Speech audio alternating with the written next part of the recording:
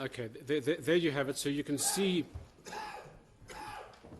the table on the left-hand side, and I assume that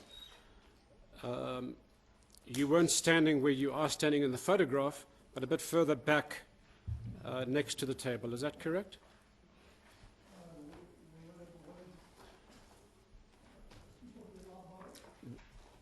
While the others were drinking coffee, where were you standing?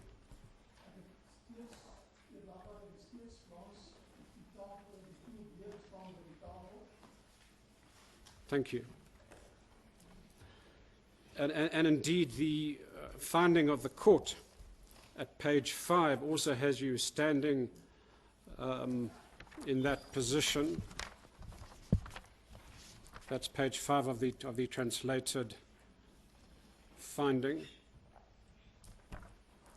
Now, yesterday you insisted really that there was a third cup in the photograph. And you said that that third cup was behind the first cup on the big table, you recall?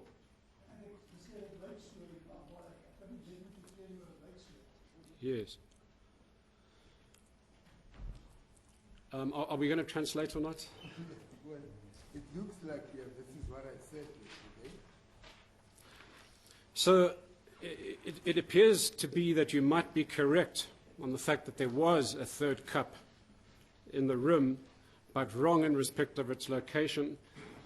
And I want to hand up the rather poor quality photograph. My lord, it's on page 61 of volume B. It's exhibit AA2. Connie, won't you hand that up, please?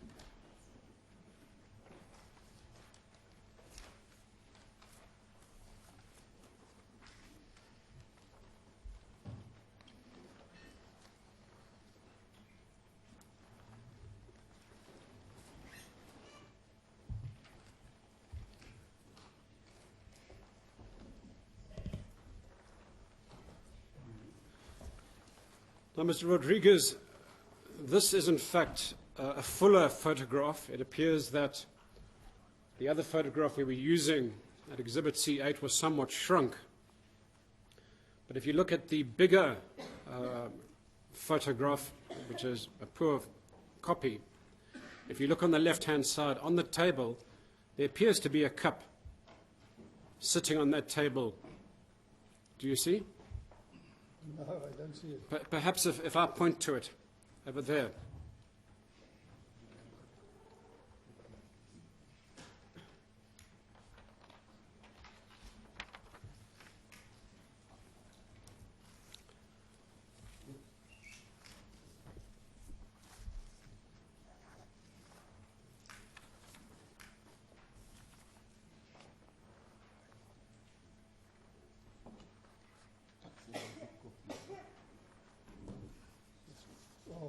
You see it now? Yeah, I see it. Okay, so if that photograph is to be believed, there were in fact 3 cups in the room.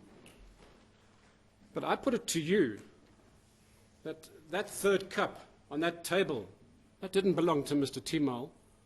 I put it to you, you were drinking from that cup, not Mr. Timol. Die laafbare is nie waar nie. Ek het nie koffie gedrink nie. Wel daai oomblik nie.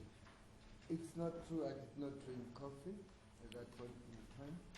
You testified that while you were in room 1026, someone came in and said that the other three people had been arrested, and you're probably aware that the inquest court came to refer to this mystery person as Mr. X. But at that time, the court said that his identity could not be disclosed for security reasons. You recall that? Ek weet nie, ek is nie bewus daarvan nie. Right. But I'm not aware of it. But you do recall that some person came to the office, perhaps after about 20 minutes, and said that he had arrested 3 people. He didn't say that he has arrested. Hy het nie gesê hy het dit gearresteer nie, Heer Laafbare. Hy het gesê daar is 3 mense in hegtenis geneem.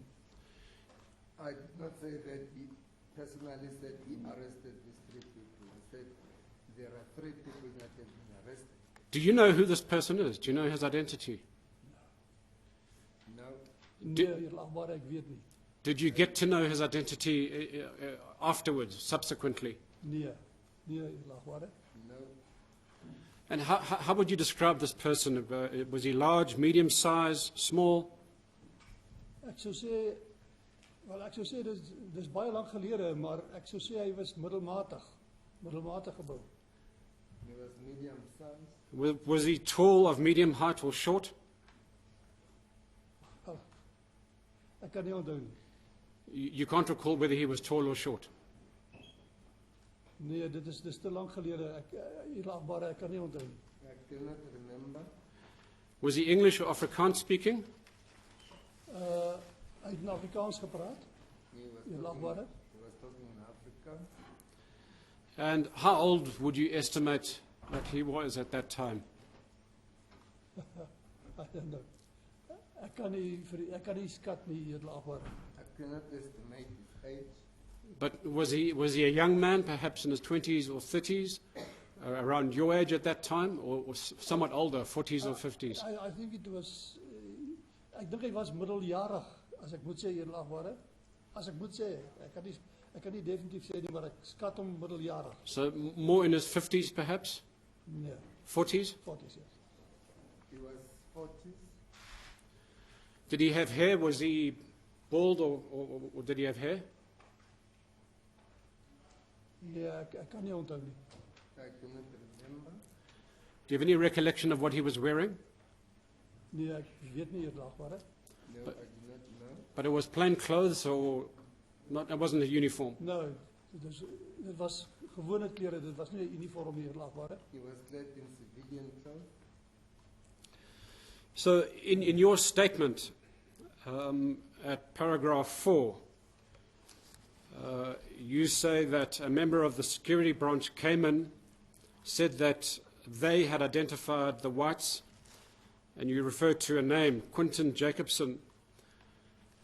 When writing your statement, did you remember the name Quinton Jacobson from what had been said in the room, or were you reminded of the name when you prepared your statement? Ek was in kennis gestel van die naam toe ek die verklaring geskryf het, eerlagbare. I was informed about his name when I took down the statement. Although your statement suggests that you remembered the name because it had been mentioned on arrival in the room, Not around in the room, toe ek die verklaring afgelê het, eerlagbare, is daar vir my gesê, die man is Quinton Jacobson. Yeah, when I took down the statement, I was told that this person's name is Quinton Jacobson. did you write your own statement, or was it prepared for you? No, it was prepared for me. Eerlagbare. And was it prepared by General Base? Ja, eerlagbare. Ek neem so aan, ja, dis reg. Dit is voorberei deur generaal Buys. It was prepared by General Base. You've testified that when these names were mentioned, Quinton Jacobson and his brother Henry, Timol went into a state of shock. Dis korrek, eerlagbare. That is correct. Now, would you be surprised to hear that Quinton and Henry Jacobson were never in the underground? In fact, they were not even members of the SACP or any band organization. Ek weet nie, eerlagbare, ek het nie daai kennis nie.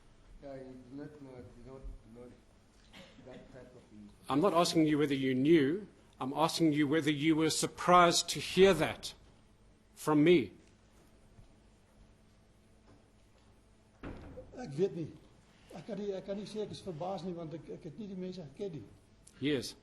But please, I can't say that I was surprised because I did not know these people. please remember, Mr. Rodrigues, that the allegation is made by you is that Mr. Timol went into a state of shock at this news, hearing those names and what had happened to those people. So when I say to you, now, are you surprised to hear that, in fact, those individuals were not involved in the underground and were not members of any banned organization? Ek is verbaas om dit te verneem, edelagbare. I'm surprised to hear that. And are you also surprised to hear that they never worked with Mr. Timol or Mr. Aesop? They only had passing social contact with them, which wasn't of an illegal or even a political nature.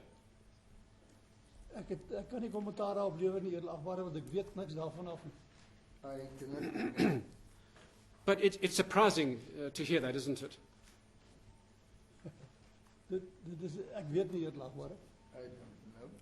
Well, what it means, Mr. Rodrigues, if there is steam, then it raises questions about the evidence that Mr. Timol was surprised and he appeared shocked by the move. Do you understand where Yeah. it's going? Yeah. So Yeah. then it raises questions. If he did not have any relationship with those people, why would he be, according to your evidence, be shocked to hear it? That's really the question. Ek edelagbare, ek kan nie sê nie, ek weet nie, maar hy was geskok, definitief. I can say that he was shocked definitely. I'm indebted to your lordship. And furthermore, what we do know is that, and this is from the evidence of Salim Aesop, who was detained with Mr. Timol and who, in fact, was working in the underground with Mr. Timol. Mr. Aesop says, well, I was a photographic enthusiast, and that, he knew the Jacobson brothers because they ran a photographic studio, and he and Timol visited that studio in Pritchard Street just once, only once. Would you be surprised to hear that? Ek kan nie eens sê ek is verbaas nie, edelagbare, want ek weet nie, ek het nie daai kennis van hulle nie. Yeah, I can't say that I was surprised because I did not have that information. Yes, but you're hearing it now. And in the light of your claim that Timol went into a state of shock, we're trying to establish, if he was in a state of shock, why was he in a state of shock? Edelagbare, my kennis is nie, my kennis is ver te kort. Ek kan nie vir u sê wat hulle verhouding was nie, en ek kan ook nie vir u sê ek is verbaas nie. Al wat ek vir u kan sê is, hy het vir my geskok gelyk. All what I can say is that he looked shocked. Well, certainly the evidence of the police, or the suggestion, was that Mr. Timol was somehow in cahoots with the Jacobsons, and that this news meant that the game was up, and that's why he went into this state of shock. Is that not a reasonable assumption to make? Ek kan nie dit sê nie, edelagbare. Can't say that. I cannot You- compare to the council. You might be interested to hear how many references there were to Ahmed Timol, the name Ahmed Timol, in Quinton Jacobson's detention file. And I'll tell you, not one, not a single reference. Now, it was apparently claimed by Mr. X that Quinton Jacobson had been arrested. For the record, he hadn't been arrested. He was only arrested on 2nd November 1971. Now, you might be interested to hear, Mr. Rodrigues, how many times Ahmed Timol's name was mentioned in the judgment in the criminal case against Quinton Jacobson, in which he was acquitted. So how many times was he mentioned in that judgment? Not once. Not a single reference to Ahmed Timol. You're not surprised to hear this? Ek weet nie eerlikwaar, ek het nie die kennis daarvan nie. I do not know, I do not have any information in that. So I put it to you, Mr. Rodrigues, that there was simply no basis and no cause for Mr. Timol to be in a state of shock on the basis of the claim that you have alleged before the first inquest court and this inquest court. Ek kan net reageer op dit wat ek gesien het, eerlikwaar. I only reacted in what I seen. And I put it to you, Mr. Rodrigues, that this Mr. X story is just that. It's a story. It's a crude fabrication of the security branch. And I put it to you, and we will argue this in our submissions, that you dutifully played along with this crude fabrication. Nee, eerlikwaar, ek kan net reageer op dit wat ek gesien het. Ek kan nie verder argumenteer daaroor nie. No, my lord, I can only react on what I have seen. Now, Mr. Rodrigues, Captain Gloy, you claim that he asked you to guard Timol while they left the room. Were you surprised at that time to be left in charge of a security detainee? Ek kan nie sê ek was verbaas nie, want ek het net 'n opdrag uitgevoer. Ons is in daardie stadium van die wedstryd was ons benadering om 'n opdrag uit te voer. As jy 'n opdrag gekry het, dan voer jy hom uit. Jy vra nie vrae nie. Do you sorry, please go ahead. I was surprised because I was just instructed to keep guard on Timol, and you cannot ask questions as to why should I keep guard on somebody that has been instructed to keep guard on. Do you agree that guarding a security detainee was not your designated function, and indeed you were not legally authorized to guard a security detainee or to hold such a detainee in your custody? Dis 'n opdrag wat ek uitgevoer het, eerlikwaar. Ek kon nie weier nie. Yeah, it was an instruction that I had to do. I had no any other alternative. Was it implied by Captain Glory that if Timol attempted to escape, either implied or said, that you were expected to apply physical force to restrain him? Nee, hy het nooit vir my so gesê nie, eerlikwaar. No, he did not tell me that. But did you think, well, if this fellow tries to escape, I'm going to stop him, whatever it takes? Dit is so eerlikwaar, want ek is 'n polisieman gewees. Ek was nie net 'n veiligheidsman nie, ek was 'n polisieman en ek moes my werk doen en die opdrag uitvoer wat ek gekry het. Yes, I was a police officer. I was not just a security or somebody that needed to keep guard on him, because I was instructed to keep guard on him. Yes, indeed. And especially since you had been told that this was a prized asset, a valuable detainee. Ja, hy het vir my gesê, dit is 'n waardevolle getuie. Dit is wat Gloy vir my gesê het. Yeah, this is Eerlikwaar. what he told me, that is a valuable detainee. Now, do you agree that this was hardly a situation where Captains Gloy and Van Niekerk had no choice but to use you in particular to guard Timol? Ek sal nie so sê die eerlikwaar, ek weet nie wie anders beskikbaar was op daai oomblik nie. Maar ek het net die opdrag uitgevoer wat ek gekry het. I wouldn't say so. I don't know who else, but I was just doing what I was instructed to do. But, Mr. Rodrigues, with the greatest respect, you were in John Vorster Square, one of the largest police complexes in South Africa. It was the middle of the afternoon. Are you saying that one of them couldn't have stepped out and asked a colleague or another police officer, or perhaps picked up the telephone and called in a trained police officer, not a clerical staff member from the pay section in Pretoria, to come through and guard this highly prized security detainee. Ek kan nie kommentaar lewer daarop nie. Ek weet nie wat in sy kop aangegaan het nie, edelagbare. Ek het net die opdrag uitgevoer wat ek gekry het. I cannot comment on that. I just did what I was instructed to do. I mean, if I had to estimate the number of policemen in John Vorster Square at that time, probably more than 100, and yet they had to use you. Was that not surprising?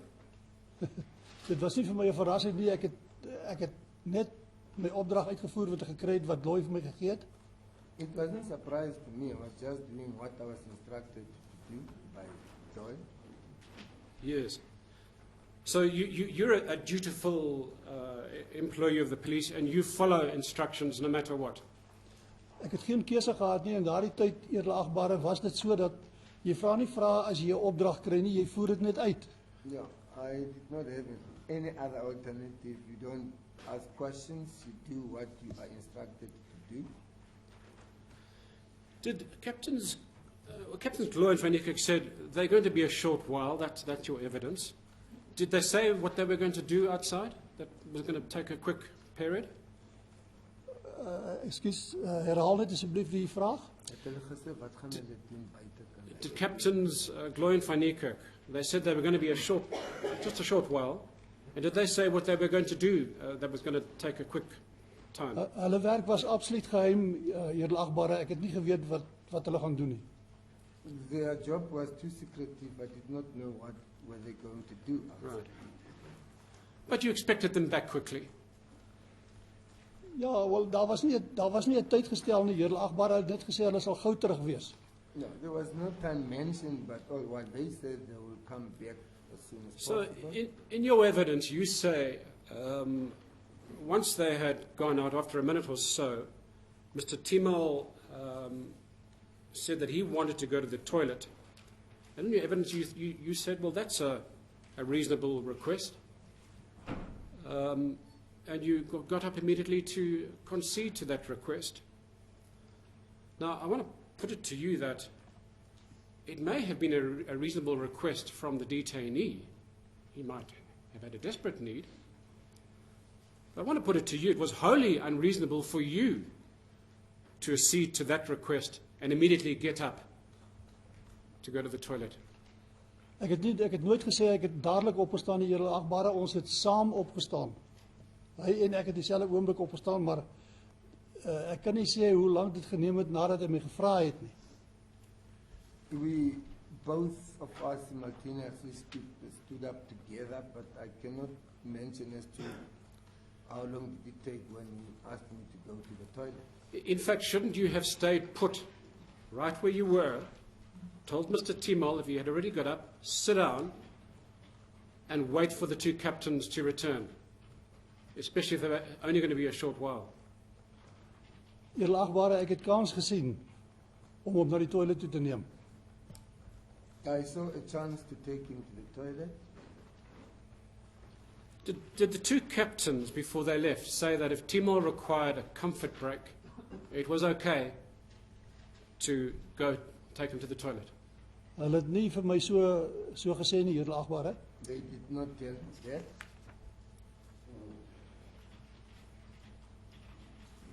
So in fact, you had no authority to leave that room with Timol. Ek het die magting gehad om dit te doen, want ek was 'n polisieman, edelagbare, en dit was vir my 'n redelike versoek. I had that authority because I was a policeman. Yes, but with respect, you were employed by the police, but you worked as a clerk. Ja, maar dit maak nie saak of ek 'n klerk was nie, edelagbare, ek was steeds 'n polisieman. It doesn't matter whether I was a clerk, but I was still a police officer. So you believed that you had authority to do something that, in fact, you hadn't been instructed to do, because they hadn't told you you can take him out the room for purposes of going to the toilet. It's just something that you believe you were entitled to do. Edelagbare, ek het nooit so 'n opdrag gekry van Dooi of van die kerk nie, maar dit was vir my 'n redelike versoek. Yeah, I was never told by Joy or Van Niekerk, but it was just a reasonable request.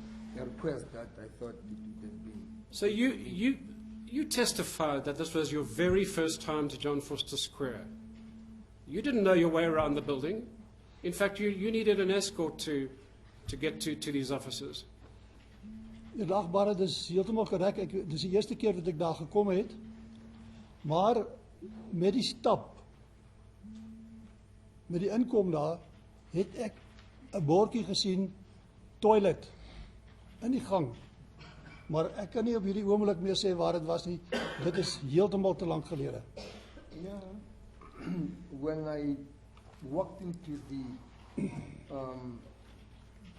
building, I saw a board which was written toilet.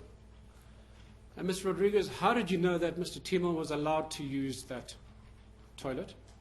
Was any toilet just open to security detainees to use? Dit kan ek nie sê nie, edelagbare, maar ek neem aan dat hy geregtig was om daardie toilet te gebruik. That I cannot say, but I think he had a right to use the toilet. Now, what if Gloy and Van Niekerk returned to find an empty office? Would they not have hit the roof and been particularly angry with you? Dit is nie die geval nie, hulle was sympathiek gesind, edelagbare. No, that is not the issue. They were sympathetic. Now, there is evidence before this court that certain detainees, when moved between offices, when they were in the corridors, their heads had to be covered. Some cases with a hood. In other cases, they were blindfolded. Now, we understand that this was likely to be done in order to prevent them from being seen or to prevent them from seeing others. How did you know that this wasn't the case in respect of Mr. Timol? Ek weet niks van so iets nie, edelagbare. Ek het nie die kennis daarvan nie. I know nothing of that sort. I did not have any information in that regard. So you were given no instructions about that particular problem? Ek is nie 'n opdrag gegee in verband daarmee nie, edelagbare. I was never given information in relation to what the council is putting to me. I put it to you, Mr. Rodrigues, that again, this story of Timol wanting to go to the toilet is just another story. It was made up by the police to explain how it was he was able to storm over to the window in a matter of seconds, and that you, Mr. Rodrigues, are dutifully playing along with that story. Edelagbare, ek ontken dit ten sterkste.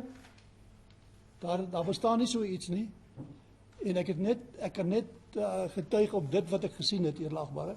I deny that in the strongest term I did what I was instructed to do. Can I ask you, Mr. Rodrigues, were you in any way scared or intimidated by Mr. Timol, his physical presence? Ek was glad nie geïntimideer deur sy teenwoordigheid nie, edelagbare. No, I was never intimidated by his presence. And why not? Edelagbare, Timol was heel wat kleiner as ek. En ek het kans gesien vir enigiets, edelagbare. Yeah, he was younger than me. Yes, and for the record, Smaller.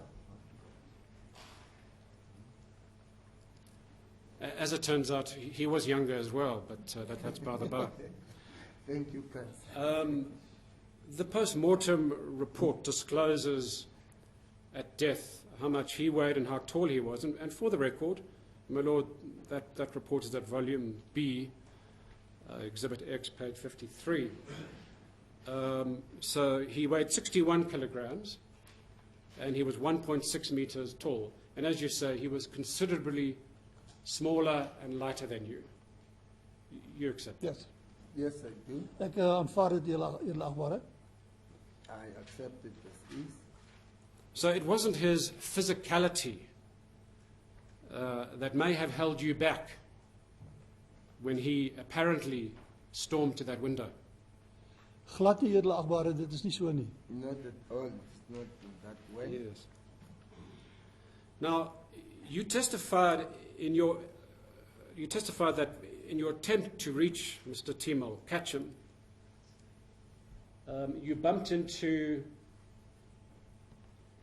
and again, please have the photo available. You bumped into chair A and lost balance. And I'm just jumping ahead in time. We can return later to what happened at chair C. But when you turned around to try and cut off Mr. Timol, you claim that you lost your balance and fell to the ground, at which point Mr. Timol was able to dive out the window. Now, the magistrate in his finding makes no reference to you falling to the ground. He only talks about you stumbling over the chair. So this falling the ground version, did you put that to the first inquest? Dit kan ek nie onthou nie, edelagbare, dit is 46 jaar gelede, ek kan dit regtig nie onthou nie. That I cannot remember. It's about 46 years back. And also in your testimony, both before the first inquest court and this one, you claim that Mr. Timol was moving quite fast. He wasn't limping or going slowly. Indeed, according to the magistrate at page 6 of the finding, he was storming towards the window. So you would agree that if that is the truth, then this is not a picture of a man who's severely injured. Do you agree? Ek kan nie kommentaar lewer oor sy beserings nie, edelagbare.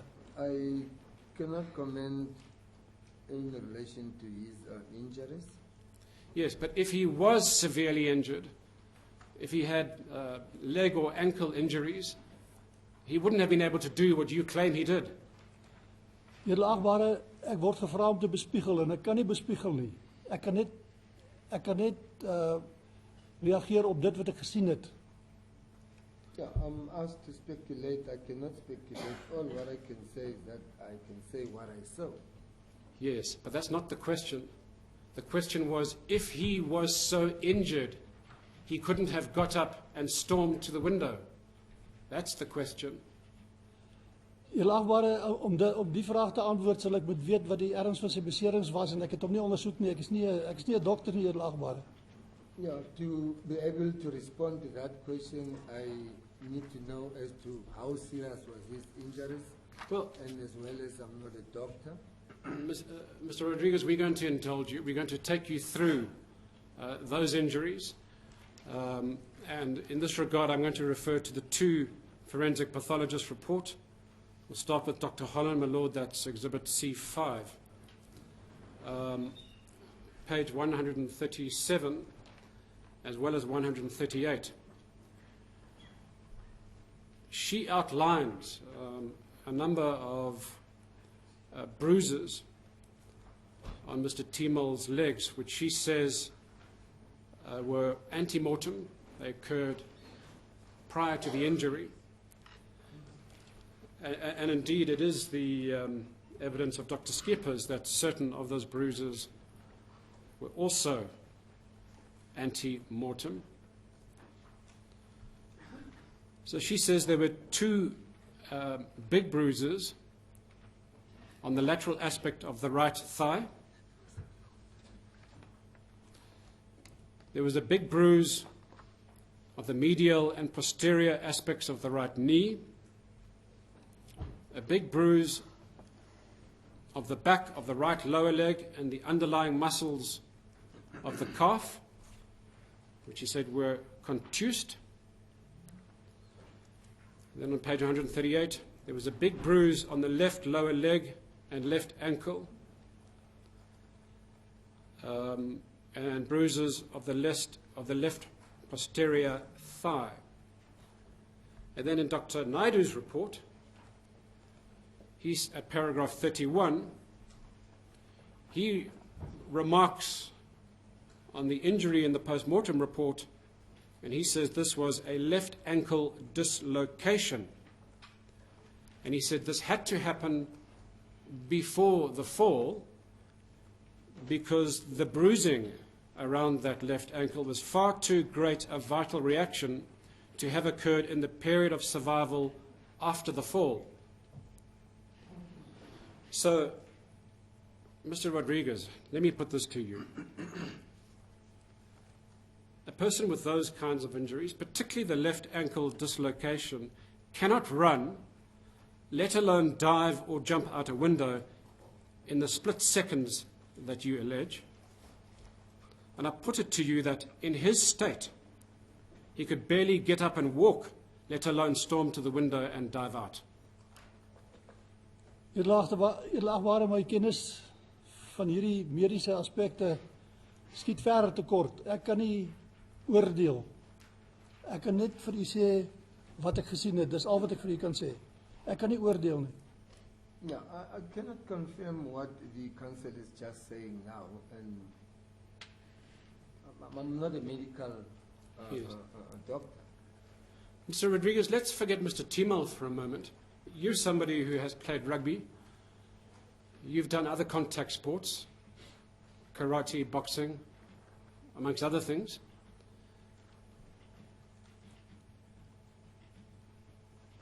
On the rugby field, if somebody dislocates one of their ankles, would they be in a position to spring up and make a dash? Nee, eerlaagware, hy sal moet mediese behandeling gekry het. No, it's not possible. You need to be attended medically. Thank you, Mr. Rodrigues. Now, there's the uncontested evidence of Salim Essop. And to remind you, Salim Essop was the man who was arrested with Mr. Timol in that vehicle. He had worked closely with Mr. Timol, but he was a youngster. He was 22 years old at the time, some 8 years younger than Mr. Timol. And no respect is intended to Mr. Essop, but really he was Mr. Timol's sidekick. He wasn't involved in communicating with anybody. He wasn't a member of any prohibited organization. He was simply assisting Mr. Timol to distribute those leaflets. Now, Mr. Essop's evidence, which is uncontested, is that over a period, from the Friday evening through to Tuesday morning, so approximately a day shorter than Mr. Timol's custody on the 10th floor, he was brutalized. Brutalized to the point where on the Tuesday morning, he slipped into unconsciousness. He was effectively in a coma.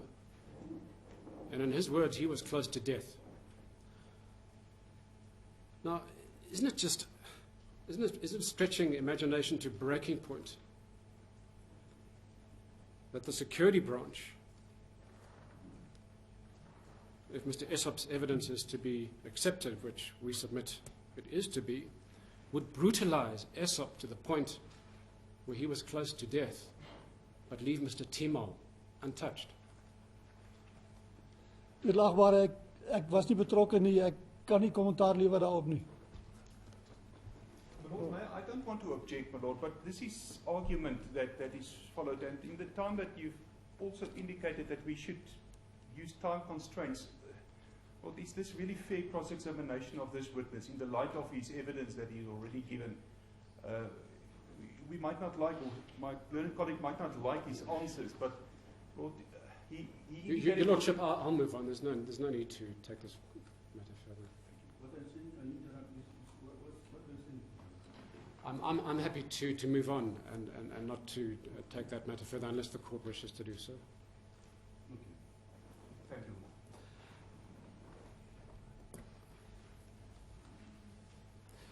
Now, Mr. Rodrigues, the magistrate's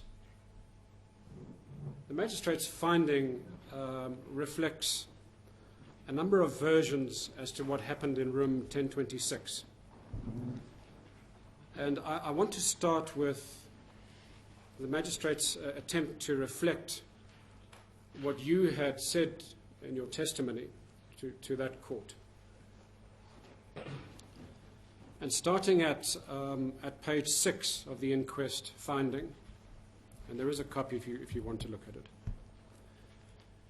So at page 6 of the finding, the magistrate says that you pushed the window open, Mr. Timol pushed the window open and dived out. So that action is a push and a dive.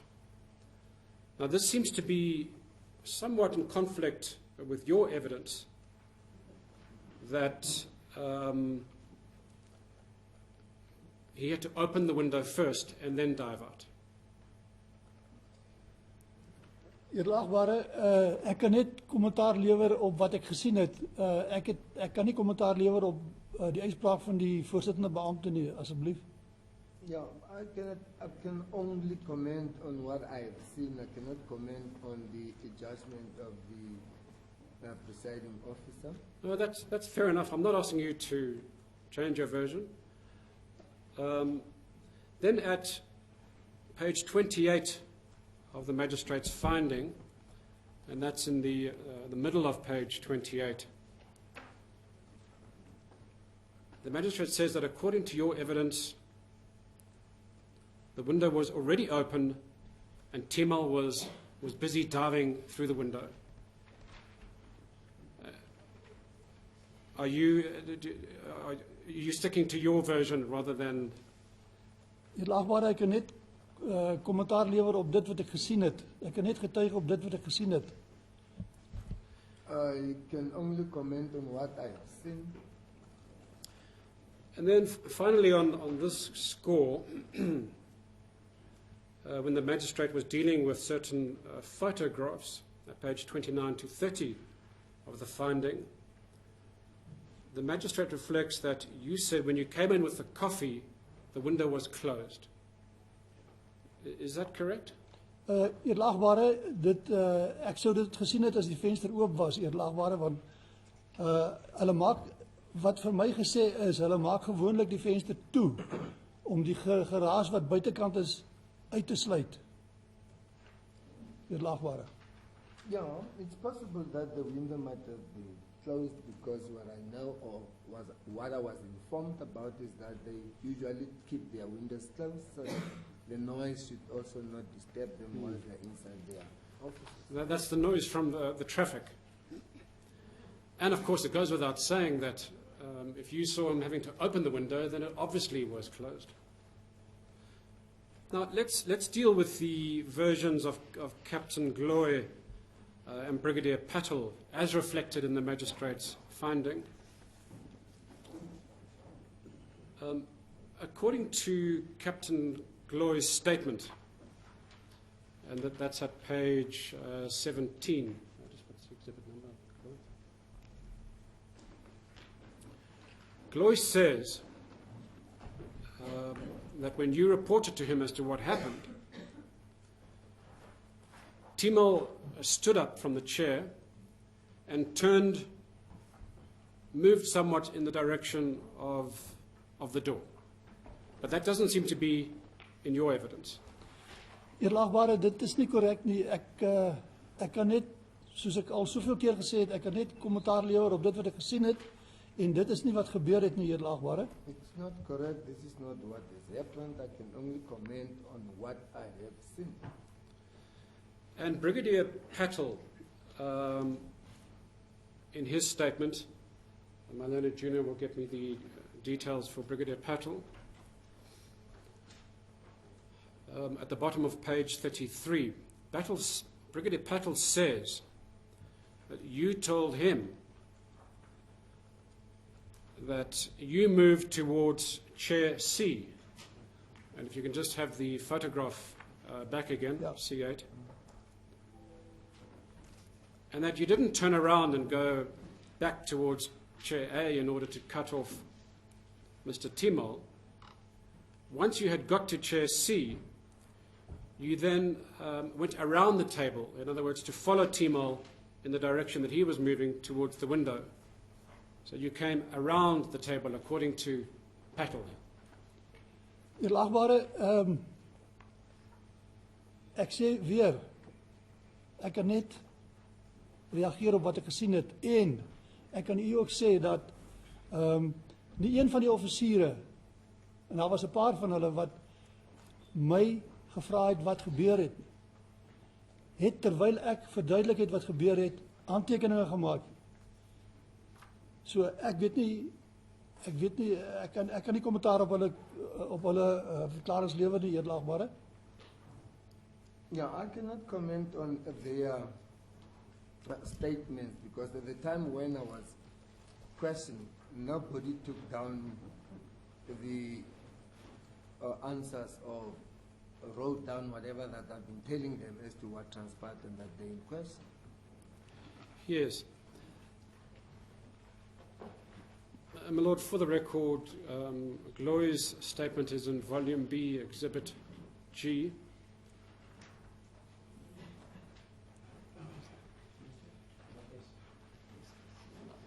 And Patel is in the same volume, Exhibit S.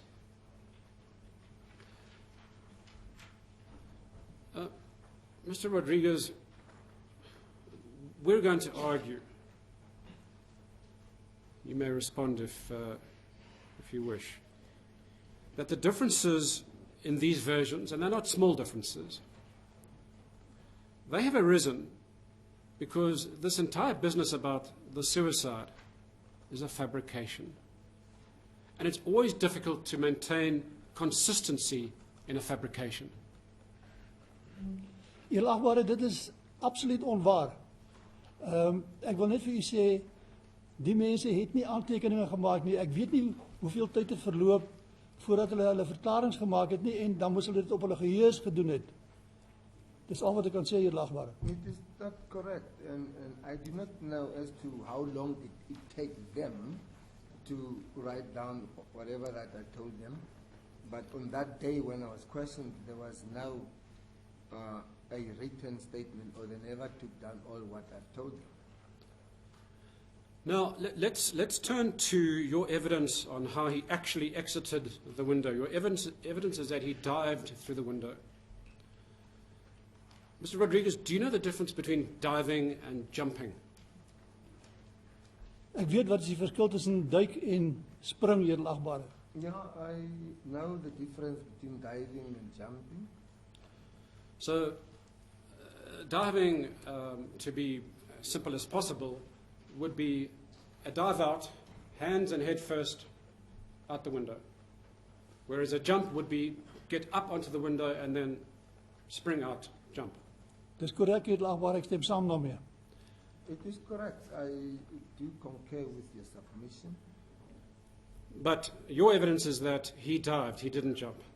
Dis korrek, eerlagbare.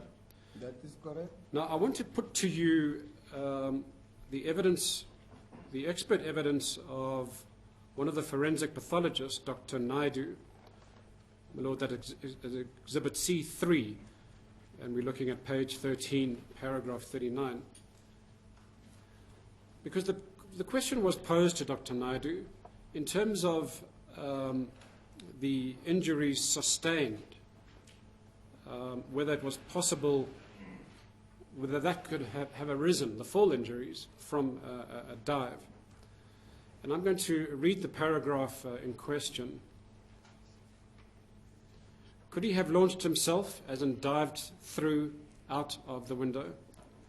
If this had been at all possible and actually performed, I have great doubts whether the window aperture would have allowed such without the deceased being caught or snagged by his clothing, in brackets no clothing was described, and without his clothing being grossly torn, and without significant and deep linear scratch or friction abrasions and or lacerations being seen upon the body, in brackets, aside from the healing abrasions and bruises that were seen.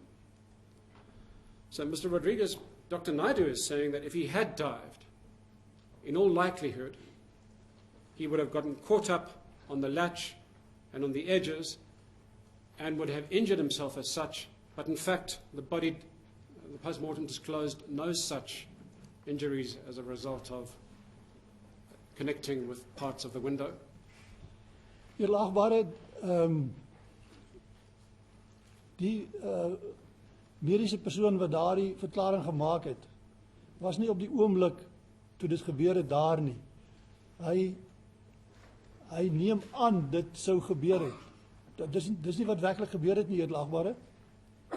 Yeah, this medical practitioner that wrote down that who did this post-mortem was not there at the time when this issue happened. So he might have thought out of his own mindset that this is what could have happened.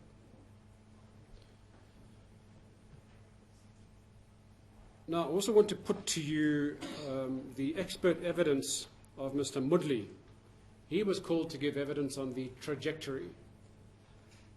And he was also asked, because he visited the scene, he was in that room,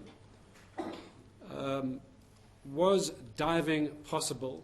And I want to read to you paragraph, or rather the bottom of page 1 of his report.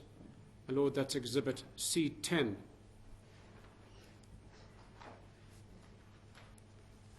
Just so you know, Mr. Mudley is an aeronautical engineer for what it's worth. And he writes as follows: dive option is not possible.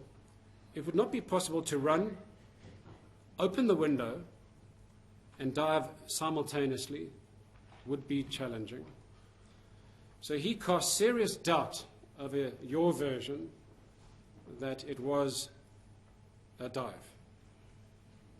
Do you have any response? Eerlagbare, dit is alles bespiegelinge. Dit is nie die werklikheid nie, Eerlagbare. Wat ek sê is die werklikheid. Ek het dit gesien. It's all speculation. What I'm saying, this is what I've seen. So I want to take you back to this photograph. According to your evidence, you were in chair A and Mr. Timol was in chair B. Is that right? Is dit korrek, Eerlagbare? Incorrect or correct? Is korrek, Eerlagbare? Correct? So Mr. Timol was able to move around, avoid the chair that you're standing next to in that photograph, open the window, and then dive out in split seconds. Kan u net vir my kan die persoon net vir my dit weer verduidelik asseblief? With pleasure. Your evidence is that Mr. Timol was sitting in B. Yep. And just to remind you, you had testified that you managed to stumble over 2 chairs. I'm just putting it to you that Mr. Timol somehow managed to slip around that table. He somehow managed to avoid stumbling over the chair that you're standing next to, which is currently pushed in, but we don't know whether it was pushed in or not. Get to the window, open it up, and dive out. Eerlagbare, ek wil net beswaar aan maak. Ek het nie oor 2 stoele gestruikel nie, ek het oor 1 stoel gestruikel, Eerlagbare.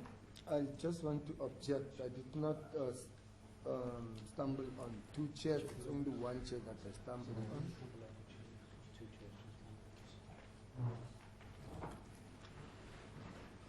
All right, I simply want to put it to you, Mr. Rodrigues, that your claim of this dashing to the window, opening it up, and diving out is highly improbable.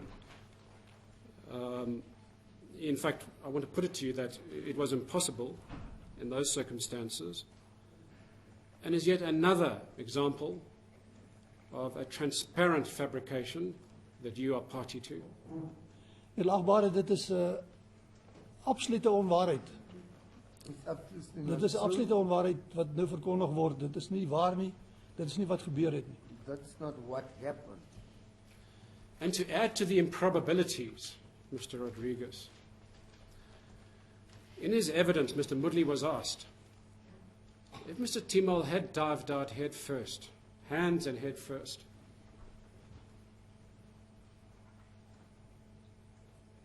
where would he have landed? At the bottom? Could he have landed in the position that he was found 3 meters away? And the answer of Mr. Moodley is that he would not have been found 3 meters away from the edge of the building. He would have landed much closer to the building.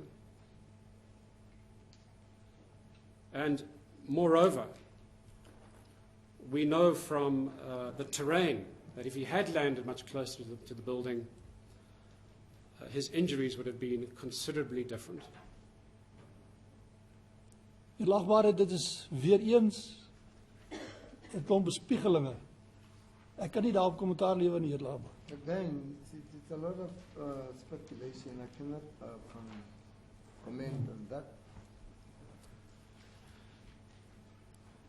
Mr. Rodrigues, I want to put it to you that given the smallness of that room, only 2.6 meters across, just marginally bigger than your height. Much bigger, sir. Well, you were close to 1.9 meters. And given your height compared to Timol, and if we look at the figures, you were nearly 30 centimeters taller than him. Isn't it most extraordinary that you couldn't catch him? A small room, small person versus a tall, big person. Isn't it just extraordinary? Lagbare, ek het dit nou al 'n paar keer verduidelik presies wat gebeur het. Hoe vinnig dit gebeur het. Alles in breekdeel van 'n sekonde. Waar ek was, waar Timol was, ek het dit al 'n paar keer verduidelik. Dit is nie vir my, soos wat my geleerde vriend sê, verbasend nie. Yeah, I've mentioned it several times that it happened in a split seconds of period of time, and this is what I've seen. I'm not speculating about what my learned friend is now asking me, but I'm saying what I saw, which happened on that day in question. Let me put this to you because I must. This is what we are going to put to this honourable court. I want to put it to you that if your story had any credibility, and if in fact there was a so-called chase in that room, if that happened, I put it to you, you would have caught him. Hier Lagbare,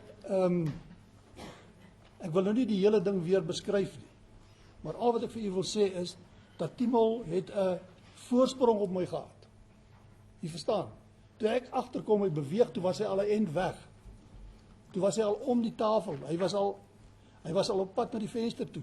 Hy het 'n groot voorsprong by my gehad. Ek het 'n groot afstand gehad om te beweeg en met 'n stoel in my pad. Dis wat ek bereid is om te sê hier, Lagbare.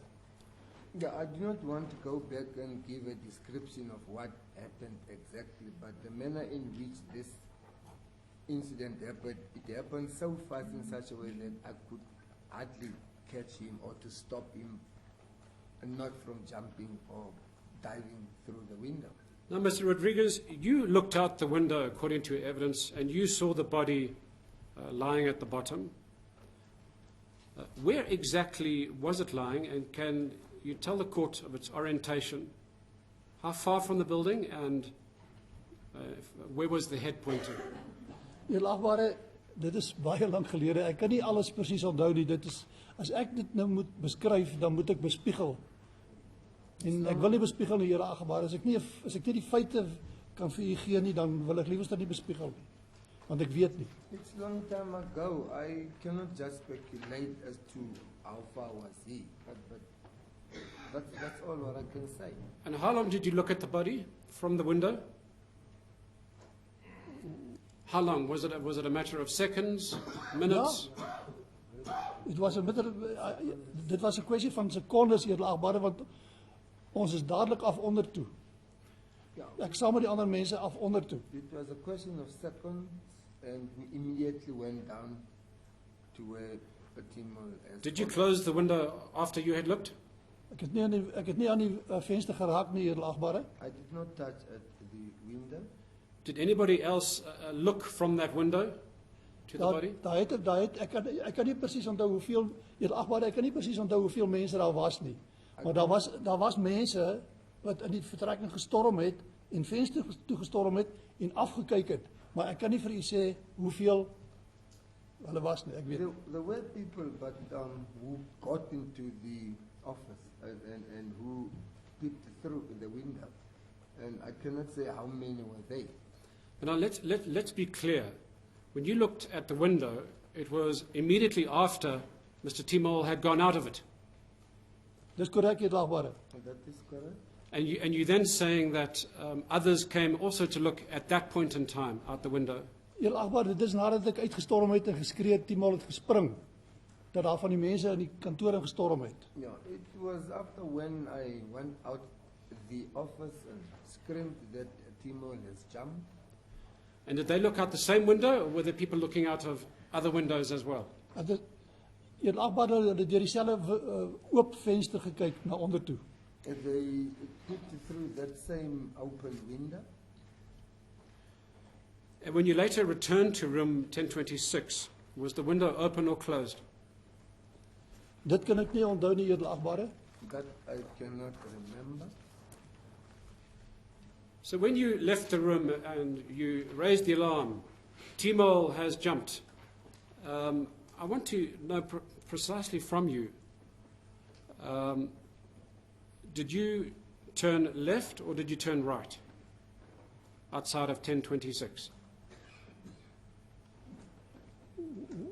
Edelagbare, ek verstaan nie die vraag nie, is dit, moet ek beskryf toe ek uit die vertrek uitgegaan het of ek links of rechts gedraai het? Ek kan nie dit sê nie, edelagbare, ek kan dit nie onthou nie. Yes, I'm trying to establish the direction in which you went. Did you turn left or did you turn right as you exited the room? After the incident, Yes. sir? Nee, ek weet nie, edelagbare, ek kan dit nie onthou nie.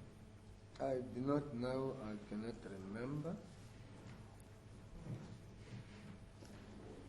And can you recall how far you rushed until you stopped to speak to various people?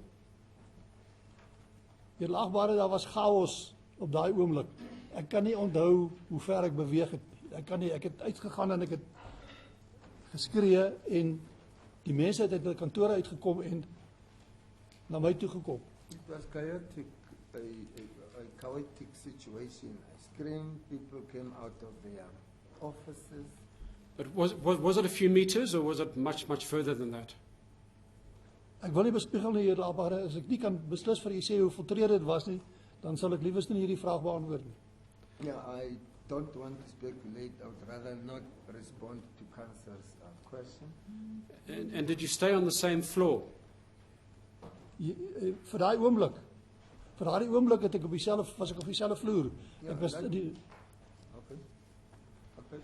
At that point in time, I was still on that same floor. Yes. And before you decided to dash down to where the body lay, did you move to a floor below to speak to anybody? nee, edelagbare, ek het nie na 'n vloer onder toe gegaan om met iemand te praat nie.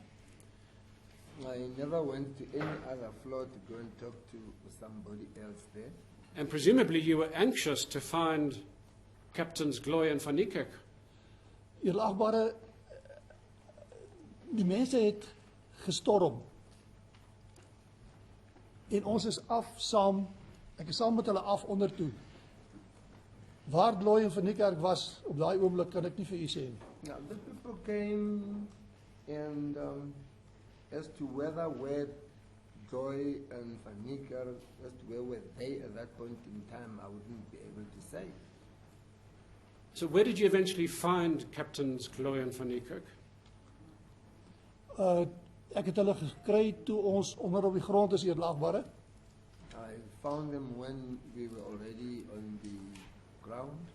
Now, you testified yesterday that you and Colonel Grayling dashed to the ground floor by the staircase. Did I hear correctly? By the stairs. Sover ek kan onthou, edelagbare, wat die huisbak is te stadig. Ons het met die trappe afgegaan, ons het baie vinnig beweeg, want ons wil onderkom. So, jy het met die trappe afgegaan. Yeah, we used the stairs because the lift was too slow, so we wanted to be as soon as possible there where Timol fell. So you dashed down 10 stories. Ja, wel, edelagbare, op daai oomblik was 'n mens so vol adrenalien gepomp, dat jy nie eers agtergekom het hoe ver jy beweeg en hoe vinnig jy beweeg, jy het net gegaan. Yeah, I was pumped up. As if I'm pumped up with adrenaline. So we had to be fast as we could to be able to be as quick as possible to be there where this incident happened. My Lord, it's approaching 11:15. I still have some more questions. I wonder if we shouldn't take the tea adjournment.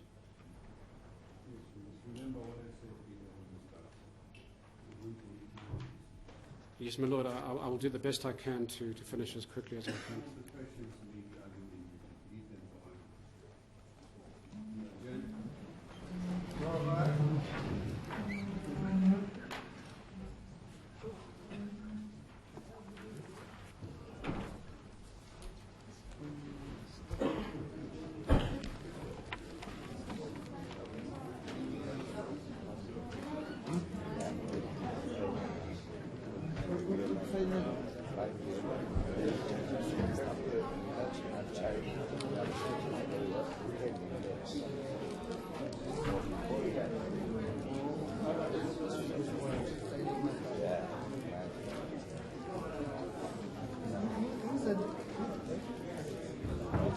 Dank jy, dank ons is lekker.